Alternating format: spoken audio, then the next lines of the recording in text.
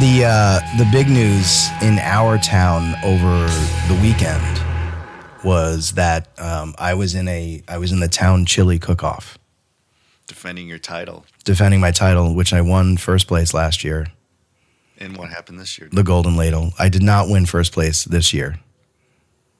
I won second place, I think which is there's a lot of one moving parts. less. There's a lot of moving parts. There's a lot of politics. There And were. I think you need to dig into that because I think it was stolen from you. Oh, I don't know about that. Oh, I know. I don't think so. But I did. There was a celebrity entrant into the contest by the name of Martha Stewart. And she came in third. So That's so much better. I would rather that than you win first. Like, that's a great story. but if I won first, I still would have beaten You Martha. still would have beaten. But it kind of like, I'm just saying, the fact that you beat Martha Stewart is Yeah. much better than like, oh, I got first place. And if Martha wasn't part Yeah. of it, you know what I mean? I beat Martha Stewart at cooking. Yeah. There was a lot of people who thought so. It was hundreds of people. There was a lot of chili. I made I think I made about 17 quarts of chili, Oh man. which is a lot. A quart is 4 cups. Yeah. So So that's I don't do math, but let me do the math. I think that's about it's a lot of cups. 3,500 cups, I think, if my math is correct. It's 17,000 cups of chili. I think so. Yeah. I mean, I'm not a mathematician, but it's probably around 20,000 cups. I brought it in a tub, like a Rubbermaid tub. Nice. And on the side was emblazoned Tub O Chili. I got it off of Amazon. Nice. I searched for biggest chili tub, That you and that's can what came find. up. So we had a very big weekend, lots of chili, a lot of meat. Gonna have to eat salads for the next couple of weeks just to make up for it, because I think it took a couple of years off my life. A lot of meat. A lot of meat. There's bacon in there too. I put bacon in my chili. But we lost to the local barbecue restaurant, which is fine. Like, they do it professionally. It's what my friend pointed out to me. I was feeling bummed afterward, and he said, "You lost to people who do this for a living." I said, "That's true, because I'm not a restaurateur." But you also beat someone who does it for a living and is known the world over for doing it for a living. Yeah, So- I don't know about chili. I wouldn't like put Martha. Like, when I think of Martha Stewart, I don't think about chili. When I think about chili, I don't think about Martha Stewart. Well- But it's neither here nor there. That's the big news. What's your big news from the weekend, Ryan, from last week? I had a show. I had a really good show on Friday. Oh, that's right. So for those who don't know, I couldn't go to Ryan's show because I was at the chili cook-off, and Ryan couldn't come to the chili cook-off because he had a show. We both had things going on. We're busy guys. We're busy, hey. I mean, that's it. I had the place was packed. It's at up here in Beacon, New York, Happy Valley, which is if you're in this area, you should go to Happy Valley, because it's kind of like a barcade. They have all these like old school video games. It's really cool. And so I have this band called Ears with Eyes. It's a 2-piece, and it's kind of a performance art thing, and people really dug it. It's it kind of goes into American corporate culture, or just corporate culture in general, and workaholism. So people kind of feel that, especially they feel that on a deep level. Did you record the show? I did. I hired my friend who did like a 2-camera shoot, Oh, nice. and a lot of people were taking phone camera style as well. But I hurt myself quite a bit. I have this big bruise on my leg, on my thigh. Were people like clamoring for like grabbing at you?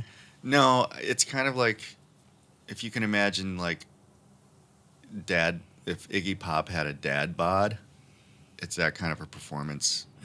And Happy Valley, there's no stage, so it's like you're right there, in like on the level with the audience. So I was kind of getting in there, and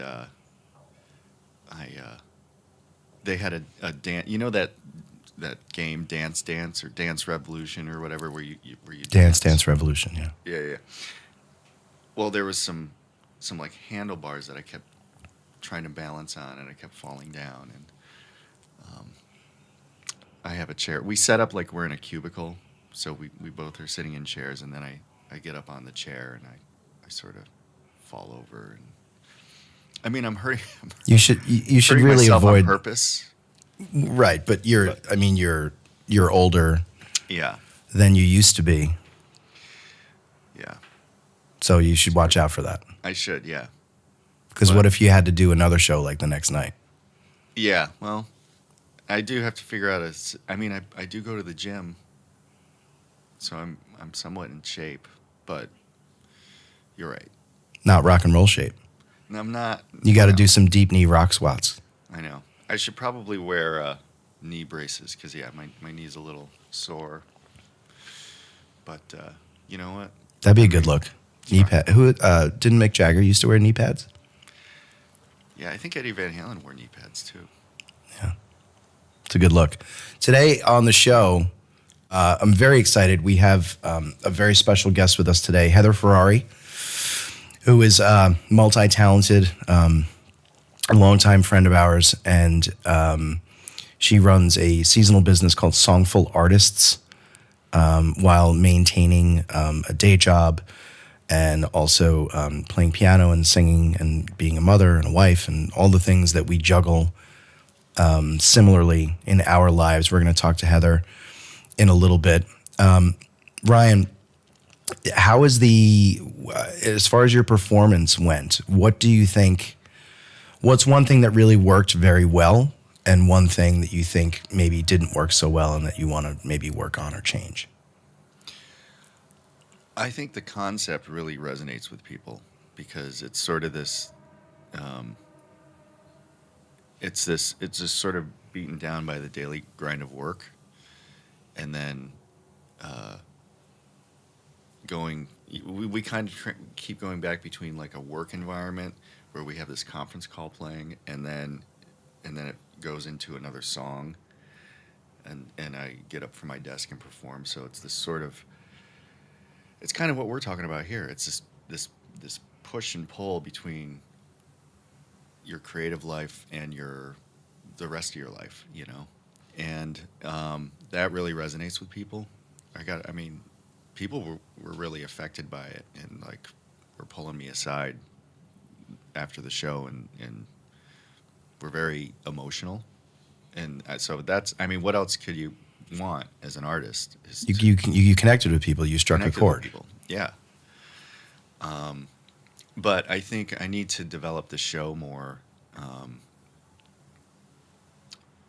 where I actually probably have to work on some choreography. So for each song, I do something a little different. Because I think there was a lot of redundant moves and things like that. So it's developing. This is like my 4th or 5th show. I was going to say, I don't think you don't have a ton of shows under your belt. Yeah. So it's still nascent. Yeah. And that's fine. That's how you got to start somewhere, and it has to develop from there. Well, it's your baby, and your baby's going to grow up. And yeah. I think it's fantastic what you've done, though. Knowing the journeys that we've been on, sort of in corporate media and corporate life, and then, being sort of jettisoned out into the real world, untethered by that corporate experience and trying to sort of navigate our way, both professionally and creatively, as well as personally. It's not easy. It's new, but I like how I feel like you've caught on to something that is very close to you, and it's sort of like writing. Like you write what you know, right? Yeah. And so this is what this is what you've started doing, is that this you've taken your sort of angst and corporate frustrations and transform them into art that obviously connects with people. And I think that's a success story right there. Like, I think it's really cool. I think so. I'm sorry. I think one of my children are trying to get into my studio here. It happens. I mean, this is This is what we're talking about. I was telling Ryan before that I have a setup here and I have my mixer and my audio interface, and my son had friends over this weekend, and yeah, I gotcha, and every knob and switch and button was changed and pushed and pulled and turned, and it was very frustrating this morning trying to get back to my nominal sort of audio state here, which is very near and dear to me. I take it very seriously, but so that I'm really happy, Ryan, that you had that show. I'm kind of bummed I couldn't make it for obvious reasons. I wasn't just kind of sitting at home like. No, man. I'm bummed that I missed that. I would have loved to have come to the chili cook-off. That sounds like a lot of fun. And, It was fun. And I want to taste your chili because, I mean, if you're in a chili cook-off and getting first and second place, I mean, it's got to be amazing. It's pretty good. I would think so, yeah. Yeah. It's it doesn't really scale. I mean, it winds up being kind of expensive because it is so meaty. Yeah. Good meat is expensive. Good meat for those people who enjoy meat. But I just had to high five my son. Because he just beat the original Mario Brothers. Wow. So he was. That's a moment. That's a moment. Bowser. He took Bowser down. He took Bowser down. Yeah. Wow.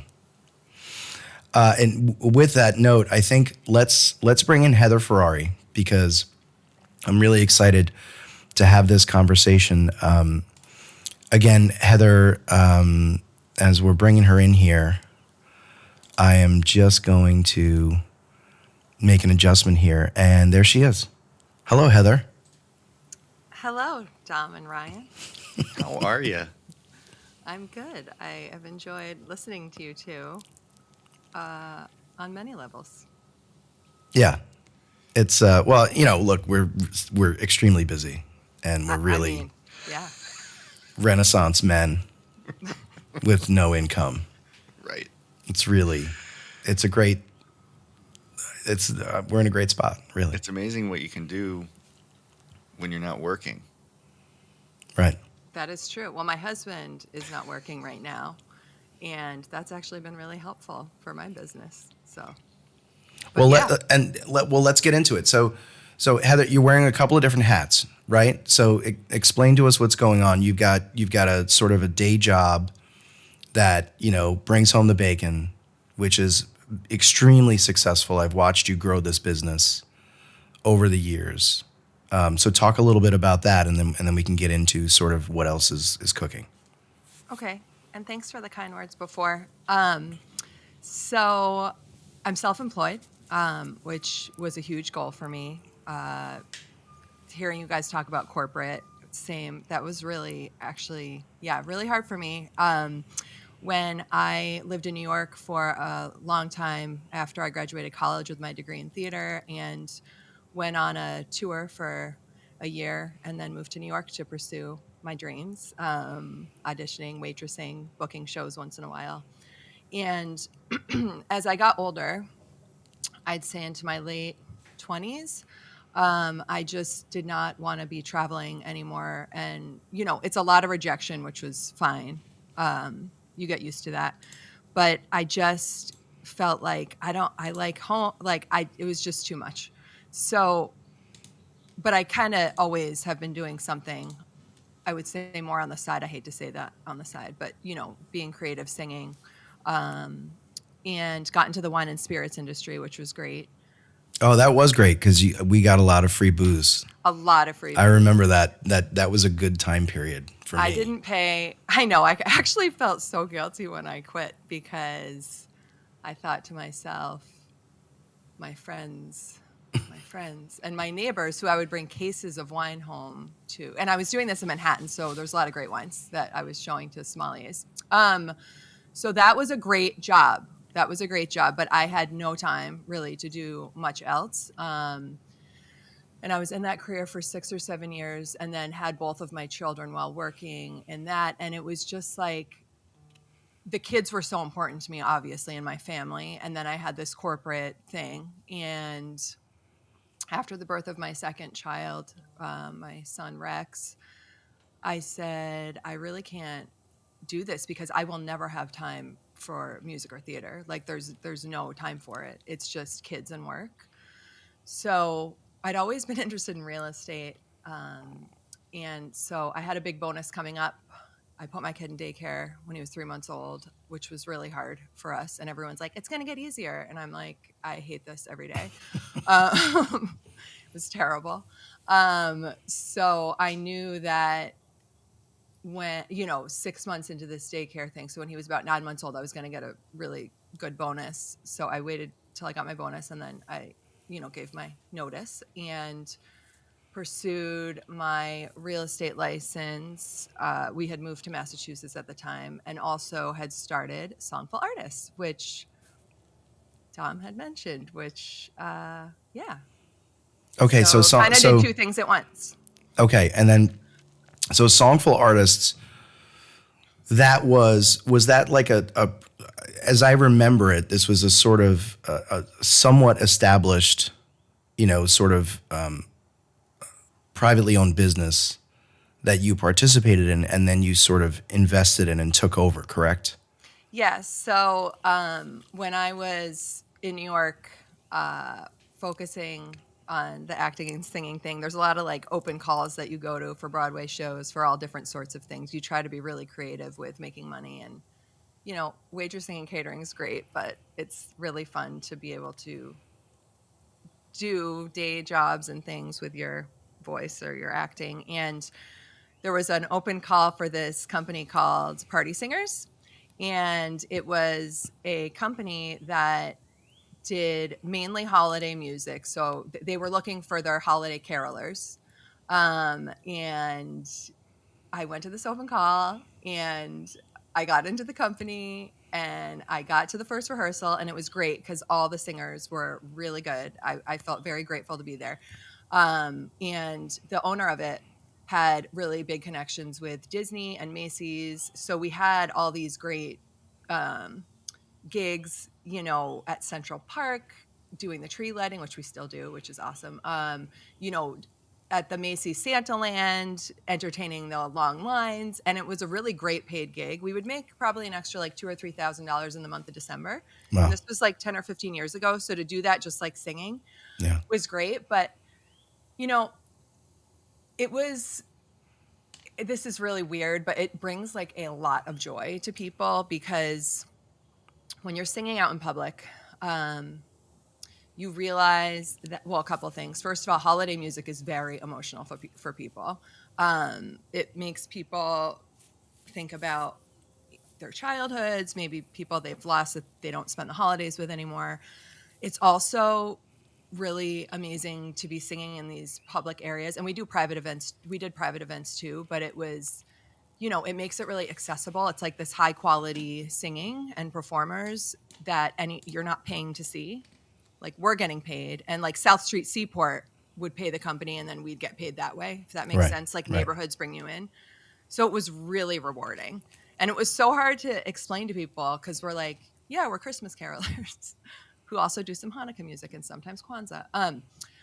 Fully memorized, it was great. So yes, that's how I got involved. And then once I had moved to Boston, I was kind of doing some sales for them because I had a sales background. And then she was ready to give up the company.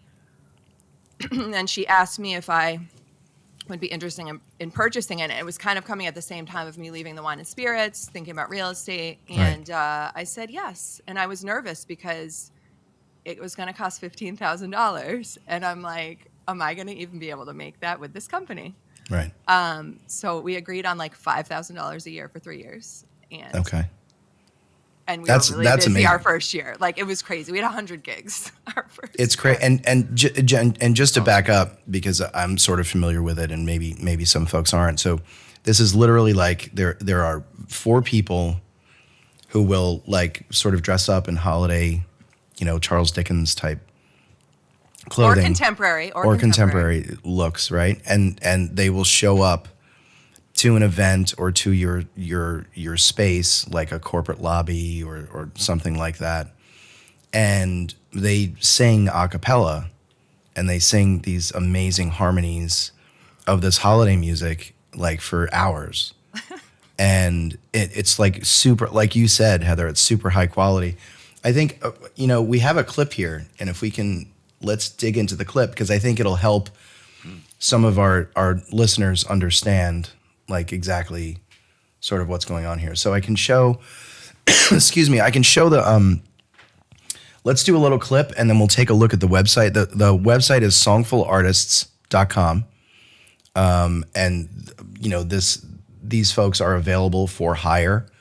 And we'll talk a little bit about the booking process and stuff, but I want to just make sure that we can look here and see how this goes. So this is, I'm wondering what clip this is. this is Snowy Day by Boyz II Men. Oh, Can we okay. make it full screen? You want to set it up? Can I just say one little thing about this? Yeah. So this was a video so obviously live performance, right? And a lot of what we do, our like a huge part of our business is also the malls. Mall. Okay. Yep. Yes. Indoor, outdoor malls during the holidays. We're like, this is so, I don't even know. We like, it's like cheesy, but I love it. I'm sorry. It's so fun. Well, look, so many things about the holidays can be construed as cheesy, like the mall Santas and stuff like that, the commercialization of but really it is, to your point, I think it is emotional. I mean, I know my wife is extremely connected to holiday music, and it's, as soon as Thanksgiving dinner is done, it's like Christmas music, and it's on all the time. And it really, it is very, very much connected. We are very much connected to it through our families and things. And even the songs we don't like, where it's like, oh gosh, my mother who passed away years ago, she used to hate this song. It's like, exactly. And you have these like memories. Yeah. But I don't think it's cheesy at all. No, but I was just going to say, we like the mall thing, we're like, yeah, like when I'm pitching to somebody, we de-Scrooge the lines, because like, people are like in bad moods when they're in long lines for the holidays. So we bust out and try to make them happy. So we like de-Scrooge. Okay. We have all these little things we say too. And people love it though. I mean, even to your point too, with the holiday music, even the singers, they like text me in August and they're like, I'm brushing up on the music. This is making me so happy. And it just makes me so happy to hear that. It's really cool, and I want to get into the booking process too, but I want to. So this clip was from the pandemic. So this was from 2020 when all of our gigs were canceled. It was really awful. We didn't have anything live, so we tried to be creative, and we actually put this out. I had one of our singers, Craig Simonetti, arrange this into 4-part harmony. This is a Boyz II Men song, and we just put it out to clients to this was a gift really to our clients, but also to say like we can be creative and figure something out, either live streaming something or whatever. When it snows, snowy day, precious time, snowy day, know that my spirit's filled with joy. Wish this day could last forever. When it snows, snowy day, can you feel the calm all along the city street? Snowy day brings so much peace, like a perfect melody. Hear the crunch of the snow beneath my feet. Hear the sound of the wind. The song it sings, and it makes me feel so alive. Wish this day could last forever. When it snows, friends and family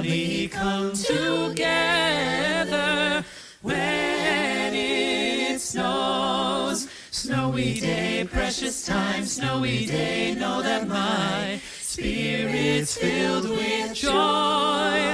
Wish this day could last forever. When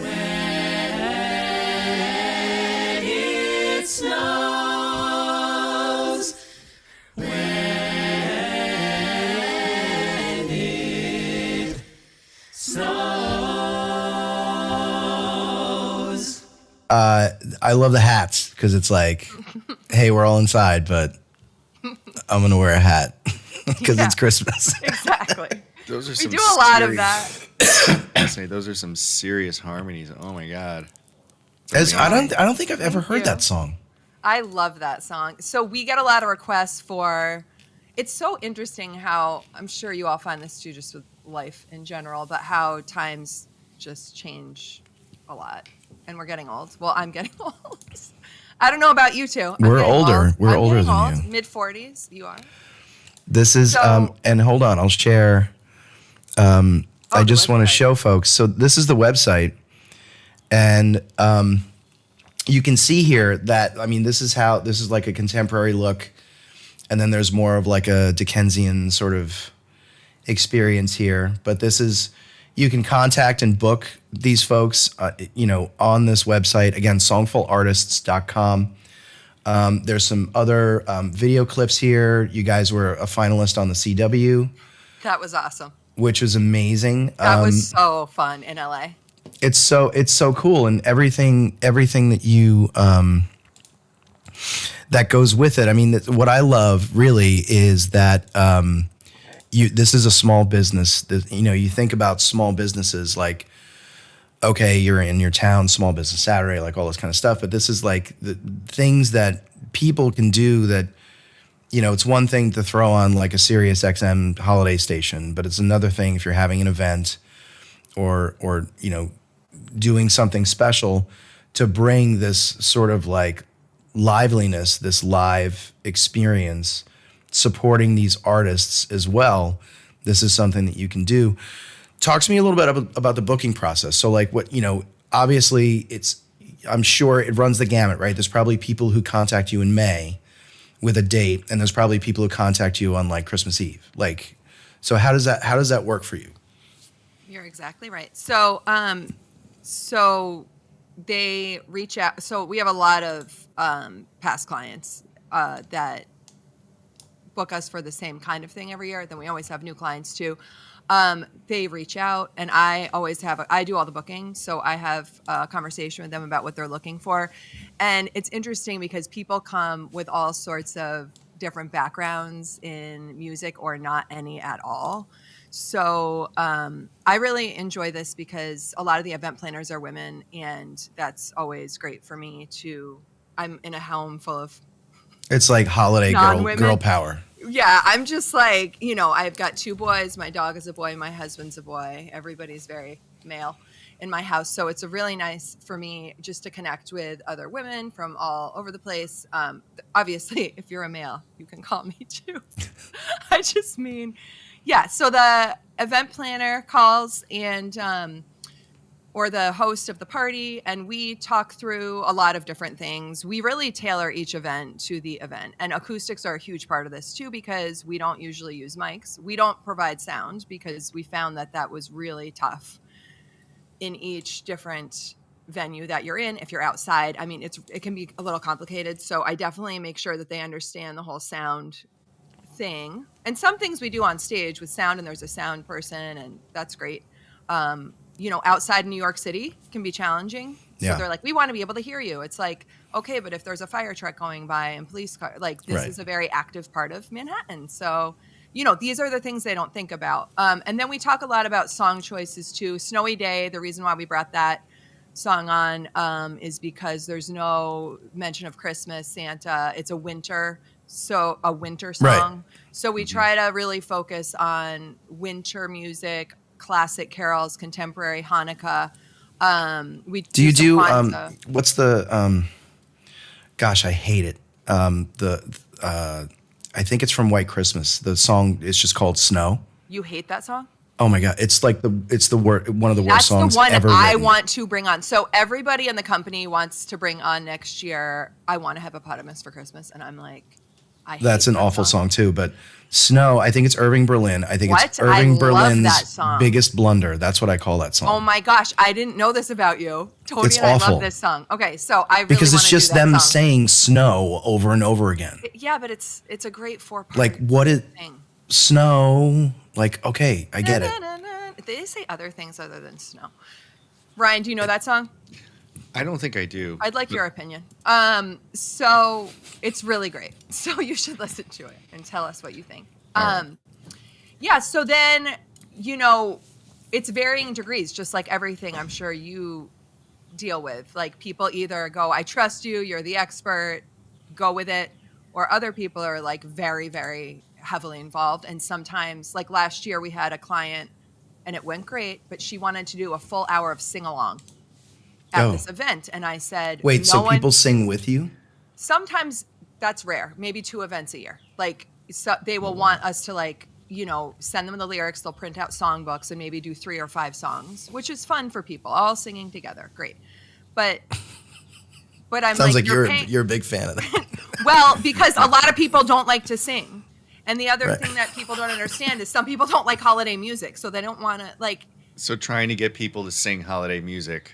right. And they're like, you're performers, you can do it. And it's like, this is a very corporate event with like people who are like socially awkward. Like they're Yeah. not going to just belt out. It's not people like us who are like, Yeah. you know what I'm saying? Like, Right. They're Yeah. performers. Yeah. right. Come People up- get come up very on nervous. stage with us. Oh yeah. Like Yeah. there's a job actually. I always Spotlight wanted on you. exactly. It's really funny. There was a company in New York, and I really wanted this job where you like teach corporate people, and it's actors, how to like be Like public speaking type stuff. yeah, just how to like not be socially How to awkward and how to stand and yeah. yeah. And I'm like, oh my god, I never I had realized that was an issue for people. But I had it's some real. training like that. It was like an executive coach where it's like, they teach you to hold this like imaginary ball, like when you're talking. So you're like, you're not like people tend to stand Like this. and like cover their genitals like when they're standing. Like, people fold their hands like in front of their fly. right. And it's about when you're speaking publicly, how to have hand motions that are not distracting, but make you sort of less awkward on stage. Right. So you're not just like gesturing to a PowerPoint, but you're sort of like, you have this, you're talking and you're doing this, and it's sort of like, it's very odd.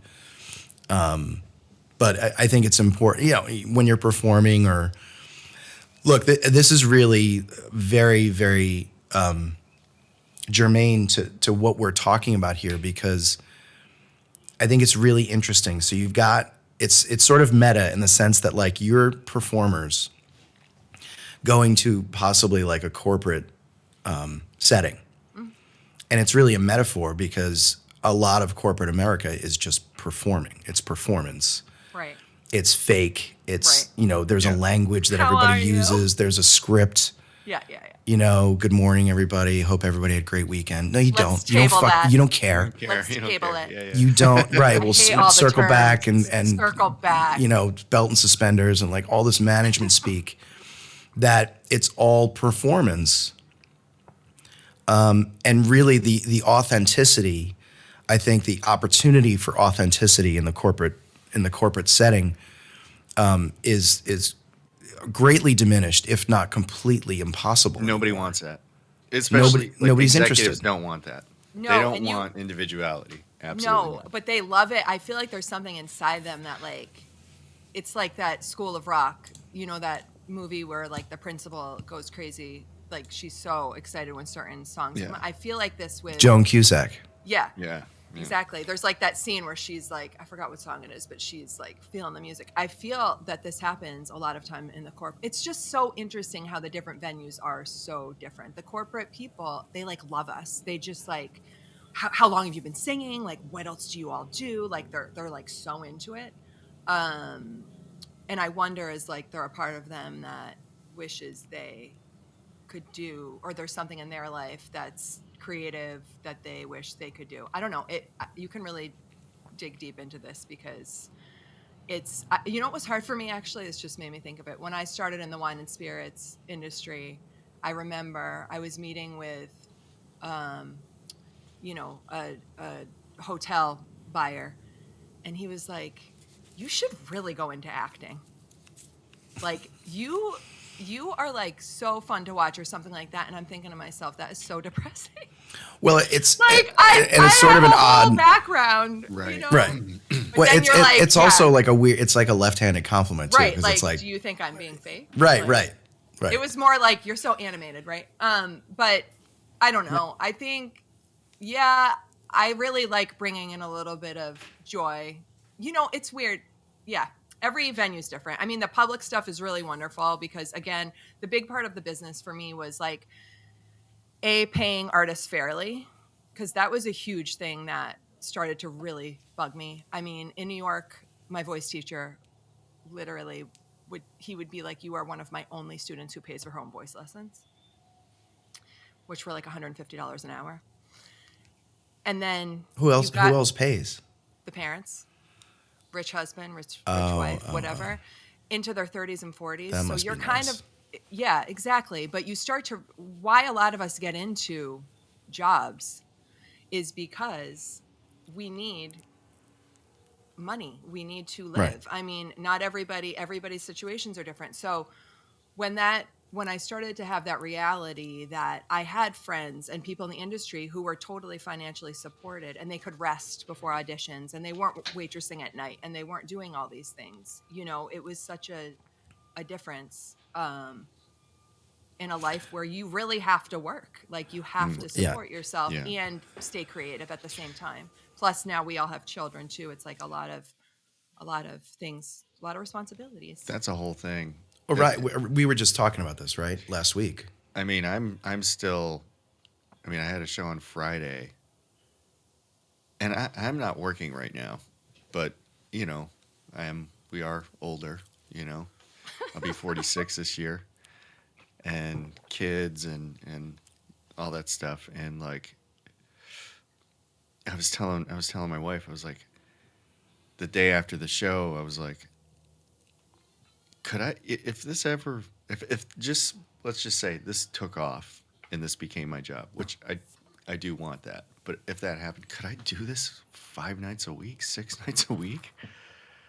Like, you know, it's exhausting just for one performance, the amount of preparation. And then, you know, I felt so, cause I didn't get to bed until 2 a.m. I'm like hanging out with people, you know, because you have to be there. You have to. It's not just show up for the show and leave. Yeah, you got to schmooze a little bit. You got to thank people for coming. And performing takes so much out of Yes. you too. I mean, it really does. Like, and you're on like a high after for a while. Yeah. Also, the 2 a.m. bedtime. Like, you're excited. Yeah. So Yeah. And then you think about, I mean, say what you want, but like, you know, somebody like a Taylor Swift who's like doing a world tour, this physically demanding performance every night and all the outfit changes. And like, I mean, when I'm out of shape, but like when I go, if I go like try on clothes, like at the store, like I'm like out of breath. Like if I take off, if I take off and put on like 3 pairs of pants inside of like 10 minutes, I'll be like, oh, like I'm so tired.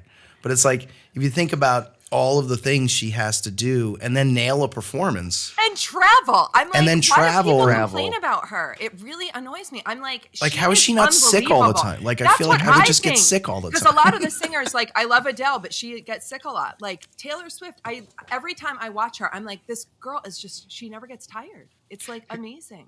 Here's the thing also, and Dom, you and I are familiar with this being in broadcast, but I mean, it's not just the show. When you're at that level, especially if you have a new album, whatever, it's all the press. You're in interviews all day long, and some Morning of them, shows. like if you're going to be on Stern, you got to be there at 6 a.m.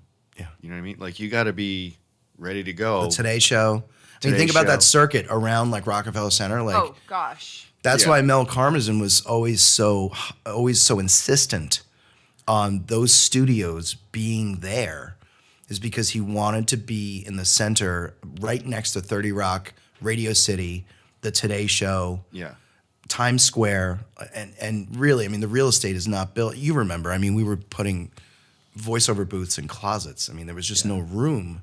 Yeah. But to be there to make sure that when people do that circuit, that they're going to stop by the Sirius studios. Yeah. I mean, it's just huge. Your Yeah. brain has to be so on too. I mean, this is such a weird comparison, but even doing an open house for 2 hours, I cannot tell you how draining it is. But it's performance. God. It's still It- performance. It's beyond. I mean, it is a performance. I And you feel have to, like- I've just performed in a musical because I'm selling someone's house. Like I have to be very like on. No, and it's really it's a great segue. You know what? I want to get into personal and family life a little bit. But we're just gonna take a short break. Ryan, did you want to add something? I just had, before we get into that, I just have a question, and I like, and we can talk about it after the break. But I want to know: what's the most bizarre ask that you've had for Songful Artists? There must be something that is unorthodox. Like, we want you to sing in a, I don't know. At like a swingers party or I something? mean, let me think. Yeah, actually, Tony had to do catering at a swingers party. My husband. We've done a lot of. So actually, I think this is kind of interesting. So we partner a lot with Proposal 007 in New York City. They are like a marriage proposals? proposal company. So we've done a lot of like flash mob things. That's cool. And yeah, so let me think about that because I know that there's been some weird stuff. Because sometimes also people have terrible taste in music and they're like, I want to propose with my girlfriend to this song, and you're just like, don't do it. She's gonna say no. I know. I'm like, no, she doesn't want Maroon 5. Can you guys do "Ba Wata Ba" by Kid Rock a cappella? No, I know. There's just so well, probably all right. the proposals. All right, so we're going to take a break here, and there's a segment of the program, Heather, that Ryan and I do. The guest is not involved, but you're going to stay and experience this. This is going to last for 1 minute. Okay. It's a minute-long segment. I'm going to get my timer out, and it's a minute-long segment called "Fight." And it's when Ryan and I have a fight that lasts 1 minute. All right. So you ready? Are we going to And- break, or are we doing all right. fight? We're doing fight. We're doing fight. All right. What did I just say? What did I just say? You're not even listening. How does it You're feel? wearing headphones. I just said it. You know, how does it feel being second place in the chili cook-off and not being first? How many people asked where I was during your show? I bet None, they kept actually. asking you. No, they did. No. Because they thought I was going. That's why they went. Nobody And when they found out I wasn't there, they probably nobody left. said anything about you, actually. Everyone talked about me all night. Um, I can't wait do to wanna watch the taste recording your of your chili. show. I do want to taste your chili, but can we have a Ryan chili cook-off where I compare the first place winner with yours? Well, I'll You try can't. both. I bet you can't even make chili. Oh, I can make chili. I don't believe you. Does Hormel chili from a can count? All right, we're done. But seriously, listen. Like when I'm talking, you should listen. Well, that's not hard to do because you talk all the time. He Well, really does. somebody has to. I know. It's a podcast. It would be Let's just sit here. weird. We could do a John Cage podcast with 60 minutes of silence. Oh my God. So we're here on the Sunlight Moonlight Podcast. We are here with our friend, an awesome performer and business owner, Heather Ferrari, like the car. Like the boys Heather- are now calling Latuca Ferrari themselves. Sorry. Why? Both They names? like my maiden name all of a sudden. It's Italian for lettuce, right? I didn't mean to interrupt you. Go ahead. No, Heather and I go way back to the Interruption. Brooklyn days, right? The Williamsburg Family days. dinners. That's right. Ryan lived in Williamsburg too. Ryan, why weren't we friends? You know, I mean, I don't know. Dom didn't introduce us. That's kind of messed up. I feel like can I we would say? have been buds, Dom. I have a collection of friends, and then there's Ryan, and I try and keep them separate because I feel like if I introduced Ryan to my real friends, they might not like me anymore. Everybody would take Ryan. Yeah. Good one, Heather. So Ryan's got like chill energy. I like it. I'm chill. He's Totally chill. yeah, he's chill, all right. That's one of the words. One of the words I used. So we're here talking with Heather Ferrari on the Sunlight Moonlight Podcast, where we talk to folks about what working people do to be creative and what creative people do for work. Heather, I wanted to get into a little bit. So work-life balance, right? You've got this seasonal business that obviously picks up in the second half of each year, and gets you some extra scratch on the side, which I'm sure is very helpful. You've got this full-time business, Heather Ferrari Homes, and which brokerage are you affiliated with now? Is it William Ravis? Ravis? Okay, good. So Ravis has a really nice office here in town. Nice. And actually the selling agent for our current home was with Ravis. Yeah, they're big, I think, in your area. Yeah. And so you're doing all. So think about this, right? Springtime, I'm sure, is very, very busy for the home selling and buying season, right? That's when a lot of people sell their homes. Can you talk a little bit? I want to talk about some of the recent changes that just came with real estate commissions, because I'm not sure I understand it, and I'm sure you can explain it better than I could. But talk a little bit about, so take the fact that your husband's not currently working right now, right? So take that out of the equation. Okay. What do you feel like staying creative, staying on your game for selling and buying homes, staying on your game for running a small business? What's like the biggest challenge? You've got two young boys who command a lot of time and energy and attention. How do you, I don't mean to, how do you do it? How do you manage? I put everything in a calendar. So it's really important. The family stuff is very important to me. I have two aging parents, which is why we moved back to my hometown in Massachusetts. Your parents are such wonderful people. I love your parents. Thank you.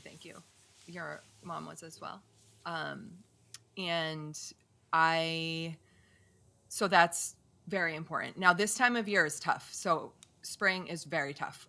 There's things I miss. I can't really be that social in spring, which most of my good friends know, which is great. And it's a lot of work focus this time of year. But I build stuff into my calendar. So when I have listings coming out, even in the fall, like I know what weekends I won't be able to do. Mm-hmm. And let's say I have a really busy week. Like I had a really busy week last week, and I'm going away this week for a conference. So like Saturday and Sunday was like family time. We did like movie nights both nights. Like I played cards with the boys for like 3 hours last night. I just try to make sure that the time is there and everything's in the calendar. So like, for example, on Tuesdays for an hour, I volunteer at the school in the library for Rex's, my younger son's class. And it's in my calendar. And if something with work or someone wants to see a property, I'm just like, oh, I'm already booked at that time. I don't tell them why. It's an appointment. So whether the appointment is reading a book to my child or a doctor's appointment or, a listing appointment, it's an appointment. Same with piano. So I just started taking piano lessons Tuesdays. It's a half an hour lesson. That's in the calendar. I don't mess with that unless it's like a home inspection or something that absolutely has to happen and there's no other time. But I really try to stick to my schedule. I think that's helpful. I don't like to waste time. Like I hate going to the office because it's a very social atmosphere. And like, I think that came from the days of paying a babysitter $20 an hour when I was making no money in real estate. And it was like, people are talking about what they're getting for lunch for like 45 minutes. Oh my God. And it would give me so much anxiety because I'm thinking I'm paying someone $20 an hour. Like, I don't want to talk to this person, but I feel like I have to. Right. So I go to the office a lot of times at night to do printouts and stuff just so I can get it done. Yeah. It's really interesting because you think about the shift of, remote working and things like that. I mean, real estate, either residential or commercial, if you're spending a lot of time in the office, you're probably not doing your job, right? I mean, it's not, the office is a stop during the day. It's not where you go all day, right? Right. And so, if you think about the advent of remote working and stuff, think about the social aspect where a lot of, again, back to corporate culture, a lot of the corporate culture will say, we want people in the office multiple days per week to foster that team energy, creativity, coordination, brainstorming. But you bring up a really good point, is that a lot of times it's just a lot of chin wagging and people sitting around drinking coffee, bullshitting. And that's not really a good, I mean, I know from working at home, like when we went to remote working, I worked probably 4 times harder from home because I was at home. Right. So it was like I was at my desk at 8 a.m., like had to schedule time. Ryan has a song about that. I had to schedule time to use the bathroom. Right. The entire day was booked out. I was on conference calls while I was cooking dinner for the kids. And it was like, that was so different than when I was in the office. When like, if I had to take, I'd take an hour train into the city, I'd go to sleep. Right. I'd wake up in Grand Central and I'd be like, okay. And like that, all those hours of productivity just were non-existent. Right. And so it's this weird, I feel like it's this weird paradox of like, yes, in-office working has its benefits, but also there's a lot of, tomfoolery that goes on that's not terribly productive. I mean, I think it depends on the person and how they work too. It's like, I don't know, my career is so social that, I mean, it's a lot of phone calls with my clients all the time who are at very high, stress levels, obviously, because no one wants to move. So, I mean, almost every week, one of my clients is like, you are a therapist. I'm like, no. So it's a lot of like listening and that kind of thing. So I feel like I get that. If someone has a different type of career, job, whatever, where they need the social, I need to be around people. It's like I am the complete opposite of that. I really don't. I like to be alone most of the time. So I think it's funny, and it's you think about your career. I mean, you're never alone. No, well, you're alone a lot in the car. You're alone a lot. You're alone in in the car. Yes, you're alone a lot in the car. You are, and that's when you do your videos. Sometimes, yep. Right. I also just listen to a lot of music. I just whatever. And then in terms of the piano practicing, it's so great. Like if the boys are having screen time, I just go on the piano now. Yeah. And sometimes I practice for 15, 20 minutes. Sometimes I'll be there for an hour. Sometimes it's 5 minutes. But I always, I just try to build time in. The piano's right there. So. I know. I have a couple of broken keys on my parlor piano, and I really have to get it fixed because it's hindering. There's like 2 C's that are broken, and it's like you can't. There's not a lot hard. you can do. Like middle C and the one below it. I was gonna say, I think scheduling the time, it's a double-edged sword because I agree. Like scheduling family time, you kind of have to. I think it's just the world that we live in now because we're so connected all the time that it can be easy to let time go when you're working on something or doing something that, if you don't have something on the schedule, be like, okay, this has to end now because I have to do this. Right, time blocking. Yeah. But there's something that's kind of, I don't know, not sad, but it's just like, oh man, I have to actually book time with my family. No, it is. Well, I don't book time with my family. Don't get me wrong. I just like Saturday, Sunday, we had someone ask if we wanted to go out to dinner. I'm like, no. Yeah. I don't want to. Like, so I kept those nights this weekend just open. Like, meaning I didn't put it in my calendar, play cards with the kids. Yeah. That like happened organically. But no, just but I'm not working. I'm not working Christmas Eve. I'm not working Mother's Day. Like there's certain totally. days I don't care. So I think a lot of it's also boundaries. Like I have mega boundaries. Huge boundaries. You have to, well, especially selling residential real estate, if you don't have boundaries, you will get trampled. You will. I have someone trying to do it to me right now, and I'm like, I just, it's not happening. I'm not doing that. I'm sorry. My sister has a thing about like busyness, like this culture, this cult of busyness, and like I'm so busy. It's like a weird sort of status thing where it's like I'm so busy, And either I'm so important and I'm so busy, or I'm so busy because I'm so important, or like it's the busier you are, like the more you can sort of like complain about it. You know, this thing about being overscheduled and overworked and over busy and like, That's your choice. and it is a choice. And I have, you know, back when I was in corporate, you know, working, I fell into that a lot where it was like, oh gosh, like look at my calendar, you know, like I'm so busy and I'm so needed, you know, like I have to be in all these meetings. And like, you know, you don't have to be in all these meetings. Like everybody knows that. And so I do think, especially being, again, ejected from this culture after, you know, I was working steadily for 23 years in New York City media, and like being ejected from this culture out into the real world, into this town where I live, like with no destination every day, is really sobering in the sense of like, you know, how busy do I need to be in order to either make money or feel fulfilled or accomplish something? I think there is, you know, I did a post about this on LinkedIn.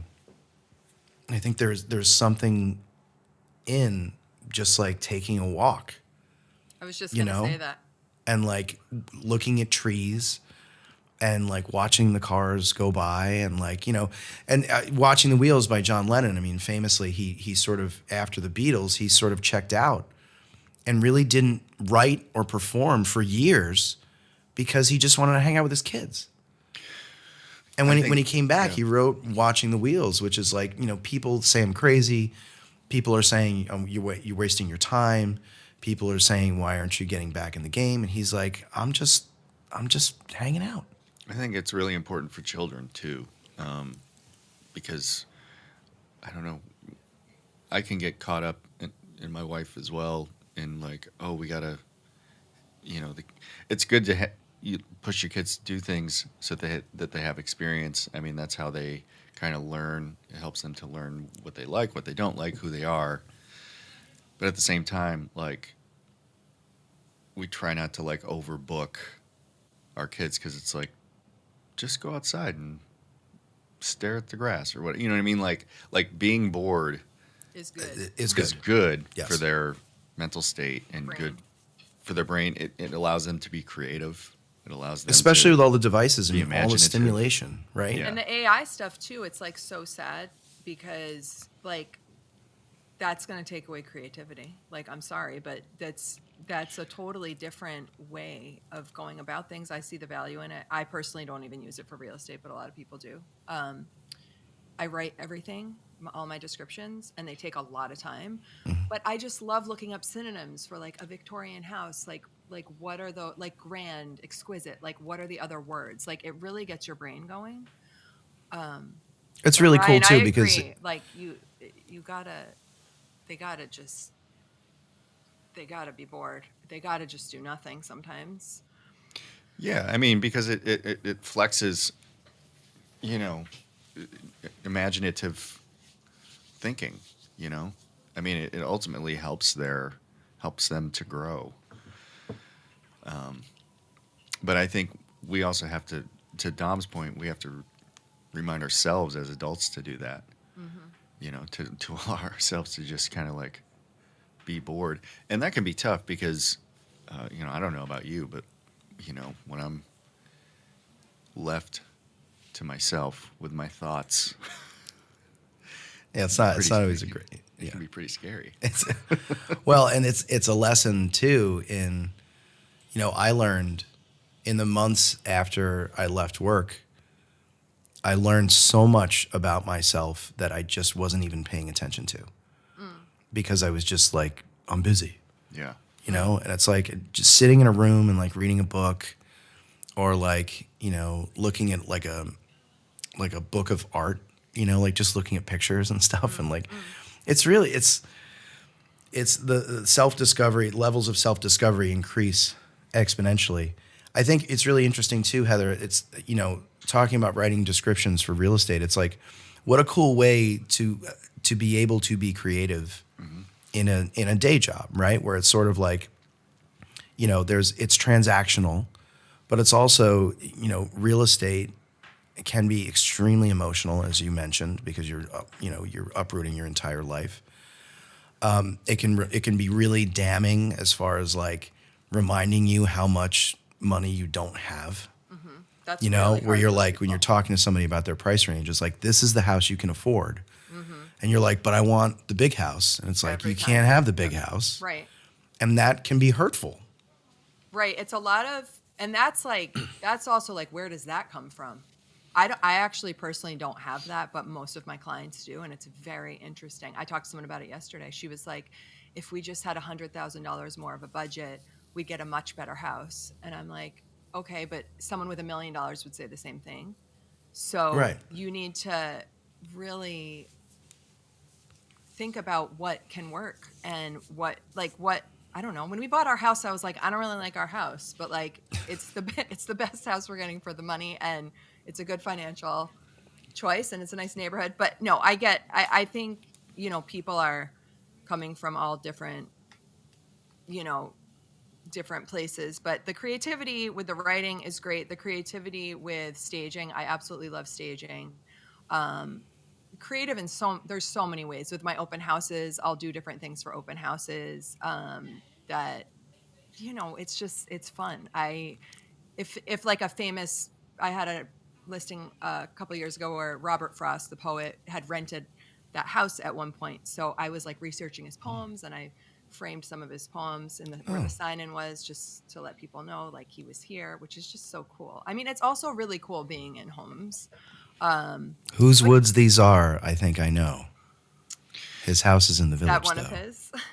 You should. Right? Did you frame his most depressing poems No. about dying and death? No, I wouldn't. And you're going to Welcome die home. in this house. Welcome home.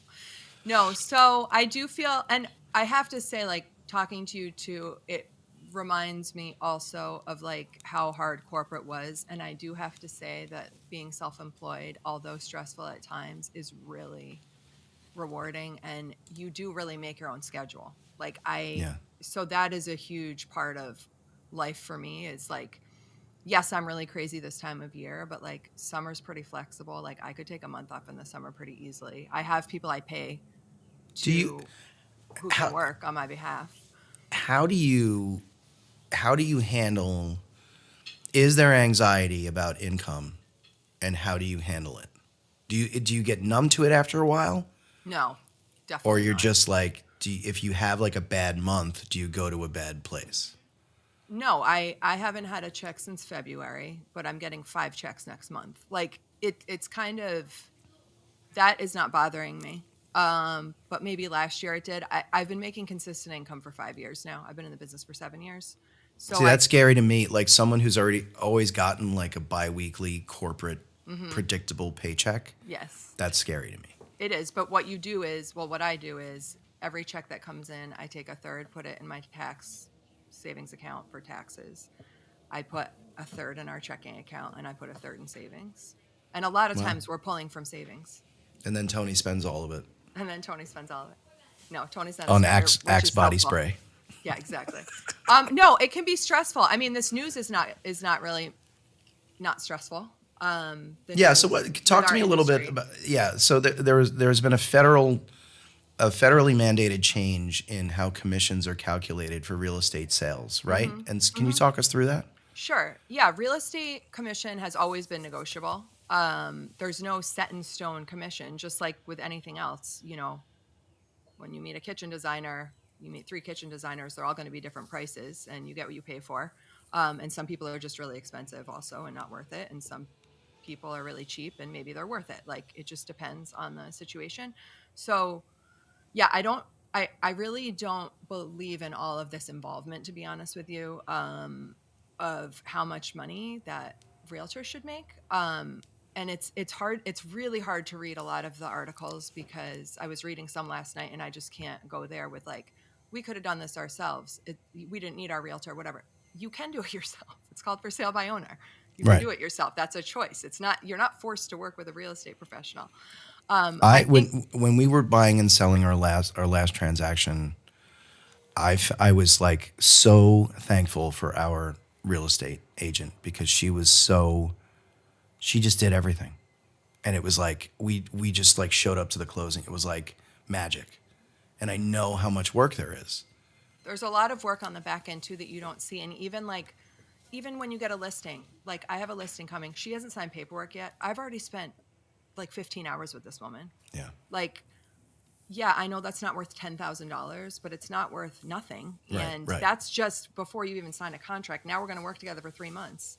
Or buyers, that you're working with for 2 years and have looked at 100 houses. Like, and not every person is that way. But anyway, back to the commission. So the way that the commission has been for the past, I don't know the year, but for the decades, in our lifetime, is that the seller pays the commission on their house to the real estate agent's brokerage. And around here, it's generally 5%, but I'd say commissions are anywhere between like 4 and 6%. But they can be anything. I mean, someone can charge you 10%, someone can charge you 1%. We used Redfin to sell my mom's house. It was 1%. Right. Like you can, and the Redfin agents are on salary. Yeah. So they have a totally different model. So we, split that commission. So the brokerage pays the buyer's agent. And it's always been in the MLS what percentage is in there. It's very upfront. And that's the other thing that articles are all saying. The real estate agents have been hiding what the commission is. No, it's clearly even on Zillow. It says buyer's agent Yeah, I mean, fee. There's just a lot of like complete misinformation. So that's always been negotiable. I mean, it's always been negotiable. You don't have to pay the buyer's agent, but if you don't pay the buyer's agent and the other 20 houses in your town are paying the buyer's agent, that buyer's now going to know they're going to have to pay their agent directly, which is fine, but not everybody has the money for that. And it's just not how traditionally it's been done. So,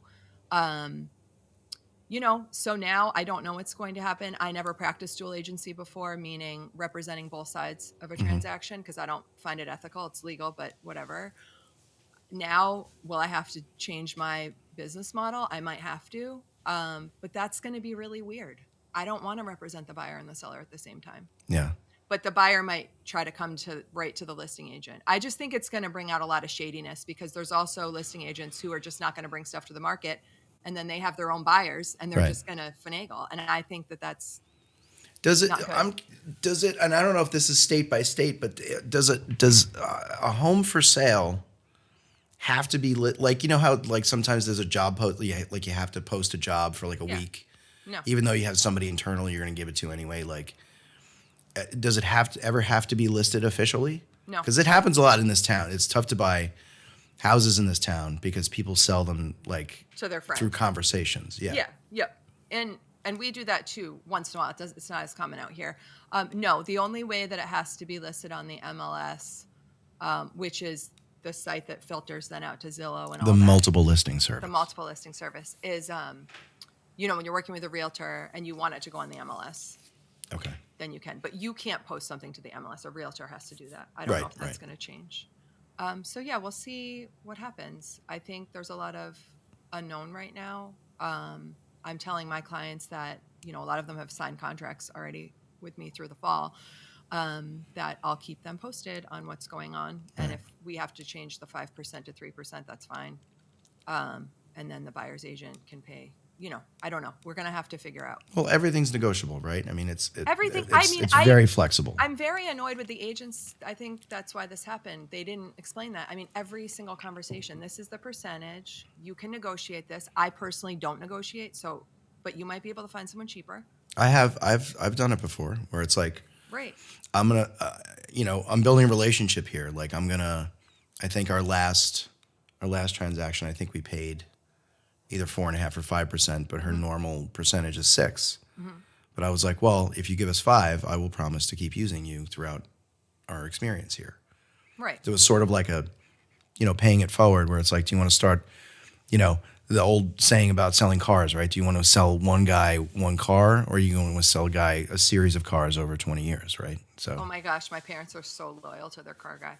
Yeah, and I think too, to your point, like maybe I will negotiate in the future, but then it's like you're only allowed to contact me during business hours, or right, you're not going to get right. You're not going to get I think full that's service. fair. You get 'Cause what you right pay now, for. Right, because like full access to me is I put a big price on that. I do. I feel like I'm sure. a human being, like who is like totally type A and is going to give you a lot of my time. So anyway, yeah. So we'll see what happens. I mean, I got to stay positive. Tom Ferry, I don't know if you know who he is, but he's a really big real estate speaker. Great. He always has really great insight. Very positive. He's speaking at our conference this week, so I'm excited to hear what he has to say. Cool. Yeah, it's at the That's very Mohegan cool. Sun. Oh, fancy. You're coming down near us. That's great. Oh, Maybe are we you can close catch- to the Mohegan Sun? Well, I'm closer than you are. Yeah. Are you like an hour and a half or something? I think so. All right, cool. Yeah, there's some good pools I've heard, so I might skip out on some of that. What's with all the pool talk? Seminars. You like Did we pools? talk about pools? Tony was going Oh, to the pool, Tony remember? going Yeah. to the pool. No, but I do want a hot tub, I think. Do either of you have one? No, I don't know if I can turn into that kind of person. What kind of don't have a person hot is tub. that? A hot tub person. What's wrong with that? I have a bad back. No, it sounds great. Ryan, do you like the ocean? Do I like the ocean? Yeah. Me too.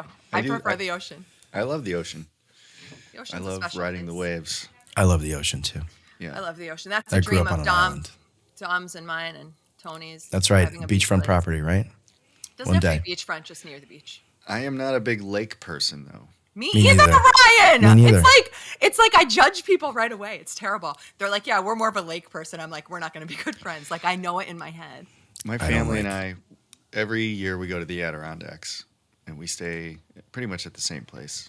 We've done for I think going on 8 years. Like a rental or a hotel. It's a rental. It's a cabin that's like out in the boonies, and there's a lake there, and my wife and kids love swimming in it. And they're like, "Why don't you come on?" And I'll go in there, but like Leeches. leeches, murkiness. Ew. I don't. It smells. You don't know what's in there. It also smells. It smells. You know. It's just like a big container. There's no in or out. Right, there's It no just in or is. Don't you feel like with the ocean, we just went to Turks and Caicos. Okay. I don't want to hear Nice. about this. I'm This just is saying ridiculous. to everybody listening. I know. I had a friend water going is to the amazing. Bahamas yesterday, and I was just like, All right, we found really good. F you, man. chicken. I'm going to Mexico next month. Too. Oh my God. This must be nice. No.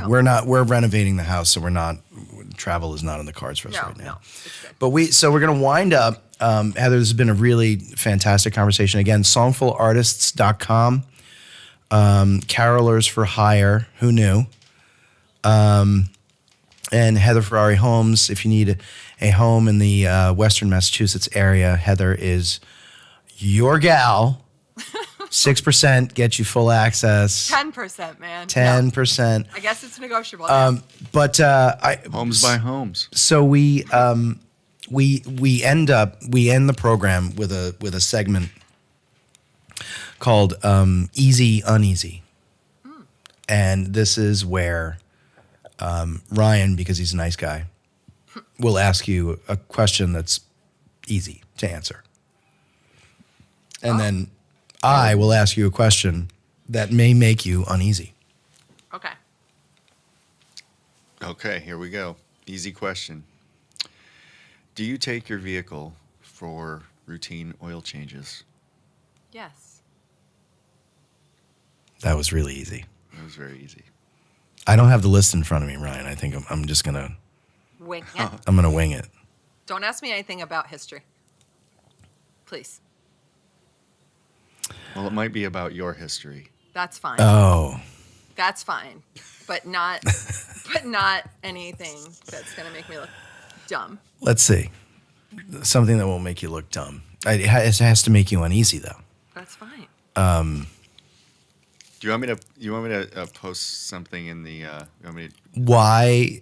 No, this is a good one. Why do you hate French people? I don't hate French people. That's not what I heard. I think I like French people. I'm like trying to think of You had to something, think yeah. about it. I You had did to think because about I'm it. thinking if we ever had a conversation about me complaining about French people. No, we didn't. I'm making that So, up. okay. I don't have a problem with French people. But if you did, why would you? Maybe because they sound snobby. Let's say you hated French people. What would be the reason? Right, because they sound snobby, and their kids are more well behaved than American kids. So and that's why you don't like them. Wait, French children are better behaved than American children? Supposedly, there's a book about that, like raising something about kids in France. Like they never have tantrums, and I just feel like, what are you doing to them at home? I will say that imagining a French child having a tantrum, it just annoys me They're there. like, Mama, stop it.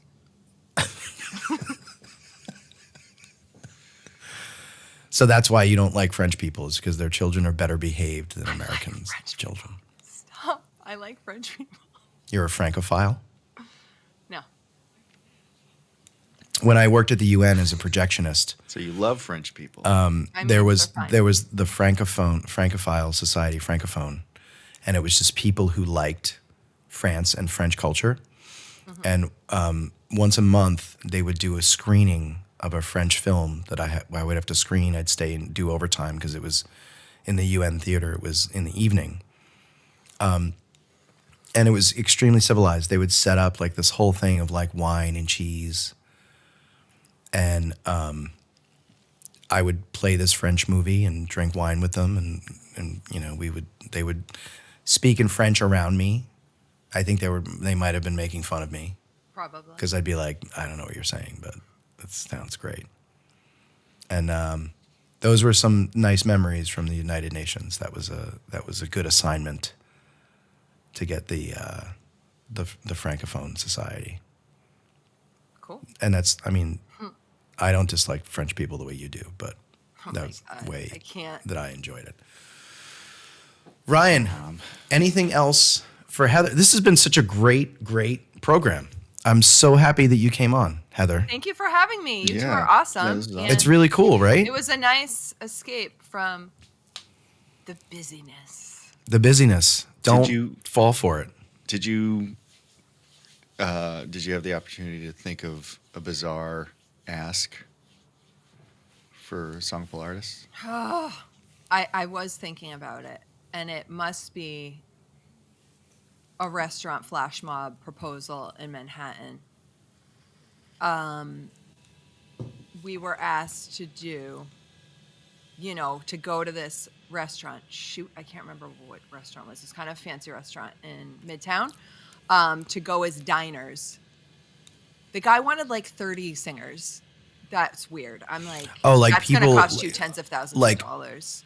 Like ostensibly just dining. sitting there eating, and then you Yes. burst into song. Yes. So sitting there eating, drinking, and then he's there with his fiance, and he gets down on his knee, and then we all start to. Was he going to pay for all of your singing. food? We coordinated with the restaurant. We did so flash mobs, I would say, are kind of bizarre. We've also been asked many times to do the Love Actually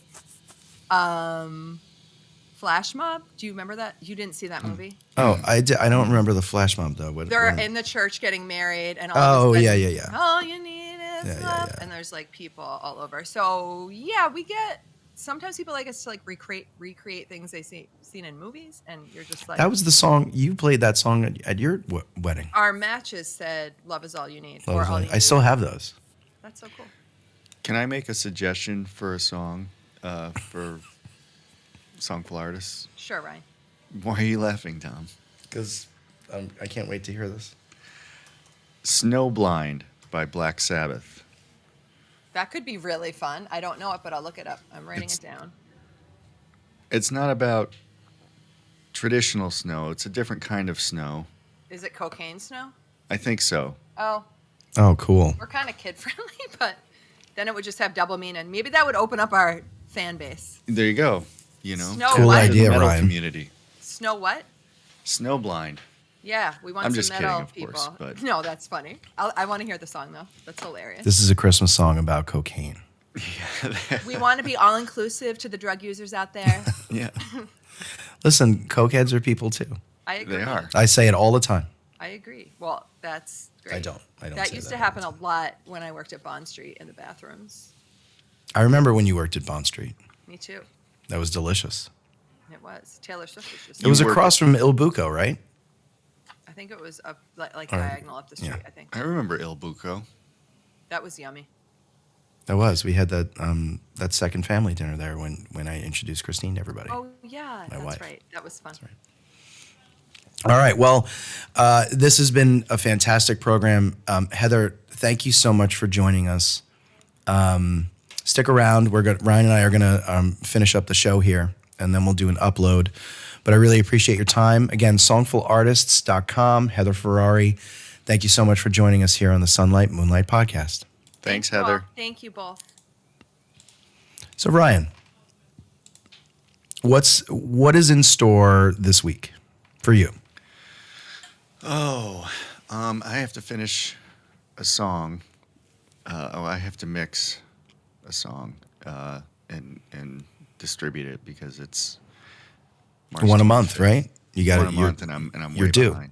I'm due, and you usually need a few weeks to distribute, and I don't have that time, so I don't know if it's gonna. I'm trying to finish a song I came up with yesterday, Nice.